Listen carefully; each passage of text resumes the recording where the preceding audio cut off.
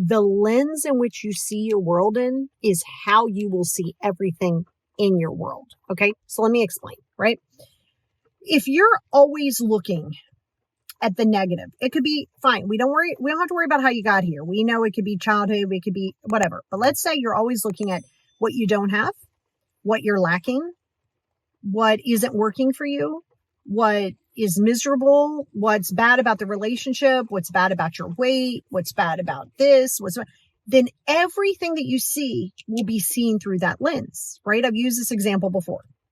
So let's say my sunglasses, I set them in a puddle of mud, like a thick puddle of mud. You can still see through it, but you can see everything that's got mud. Well, then if I put on these sunglasses and I see a beautiful rainbow, I'm going to be like, well, yeah, I mean, I see the rainbow. It's through all this mud. You're still only going to see the mud.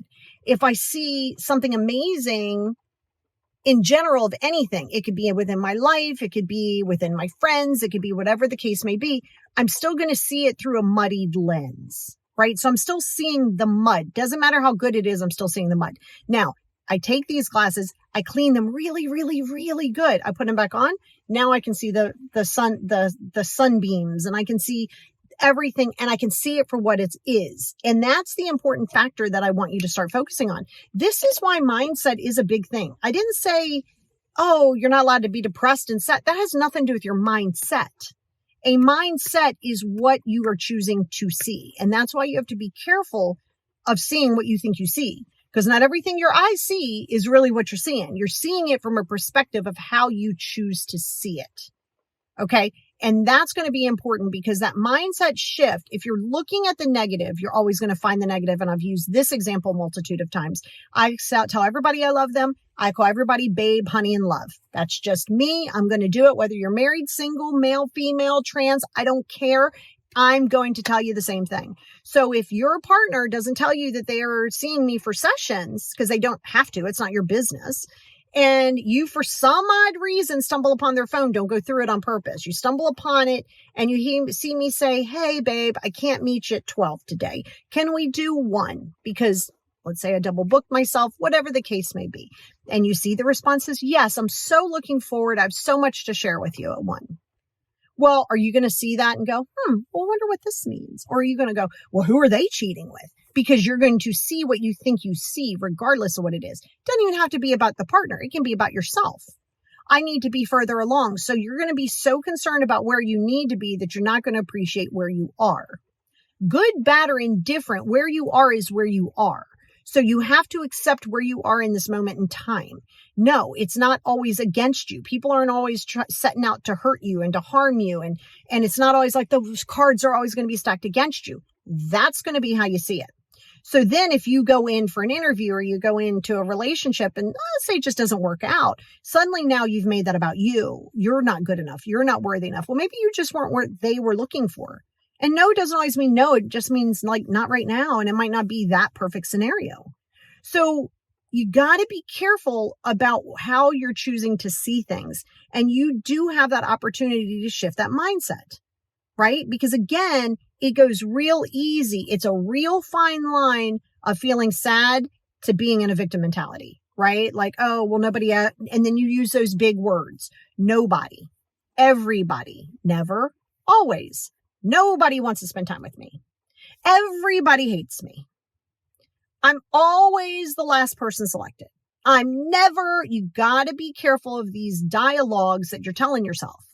Okay. Because what will happen is that you also breathe that into existence. You guys know I'm a mindful expert and I teach manifestations and things like that. This doesn't mean that you're just going to manifest everything you want, or I'd be independently wealthy, sitting on a yacht somewhere in the middle of the Mediterranean Sea, which isn't always going to work like that. That's not what manifestation is. You're not just going to get all of this abundance of stuff. And manifestation is also a feeling state. And that feeling state is something inside of you of peace. That means finding peace in whatever situation that you have. When you do that, you can see the opportunities. The abundance becomes manifested in that way. Okay. So that's a separate topic. I'll go down that rabbit hole because it's like one of my favorite topics. So I want you to be very, very clear that what you think you're seeing isn't always what it is that you're seeing. And you have that ability to see it. And you ever see people go, God, you're just always so like you find positivity in everything. And then people don't like it. Then they'll say you're toxically positive. Well, what? Why? Because I'm choosing to see things from a positive light? Because if not, it's very easy to spiral down the rabbit hole. I lived there. I lived the victim mentality. I lived that negative. I lived that seeing everything as a negative. It was always the abundance and the positivity and all of these things was always for other people, not for me, because that's not, well, it was not going to be me. And guess what? It wasn't me until I was able to at least start to shift that and do the work that needs to be done to get there.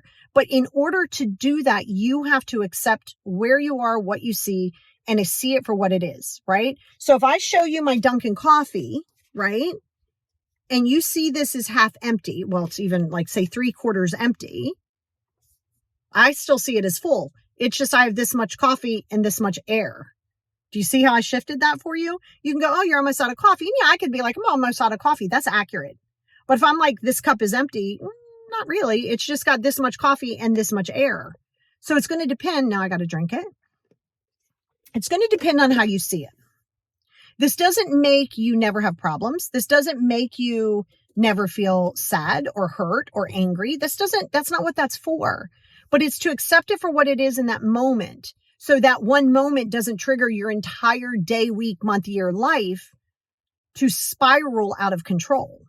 Because that's going to be a problem. Because if you allow yourself to continue to spiral and see it from a negative, now you're actually starting to project that onto other people. So if you see some success or they are showing you some success, there's sometimes you're naysaying it. You're not meaning it to be a jerk, but you're like, okay, well, do you think that's really going to work? Because you're always looking for the negative too. You're always looking for things to not work. You're always looking for it to not work out or because it doesn't work out. And so you have to be careful because you're breeding that into existence as well.